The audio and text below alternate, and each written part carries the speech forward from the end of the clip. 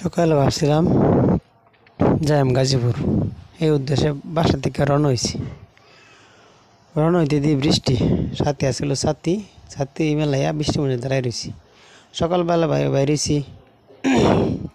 আমাদের বাড়ি শিল্প এলাকা গাজীপুর, অফিস টাইম। এই সময় কি আর গাড়ি পাওয়া যায়? গাড়ি পাইলেও তো পাইতাম না, মানুষের চাপ বেশি, যাত্রীর চাপ বেশি।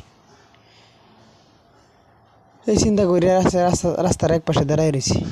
দাঁড়ায় থাকলে গাড়ি আয়ে, মানুষ তো বেশি যাইতে উঠতেছে, গাড়ি তো নাই রাস্তা। চিন্তা করলাম রিক্স নিয়ে কি যাওয়ার দরকার আছে? সময়ের চেয়ে জীবনের মূল্য অনেক বেশি। এই চিন্তা করে অনেকক্ষণ দাঁড়ায় রয়েছি।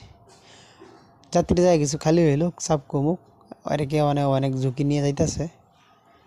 আমি চিন্তা করি যাই নাই, ফ্রি হইলে পরে যাই, কারণ জীবনের মূল্য দিতে হবে আগে, এটা আমরা সকলেই জানি। এলাকা রিক্স নিয়ে আমি যাই নাই, রিল্যাক্সে গেছি পরে।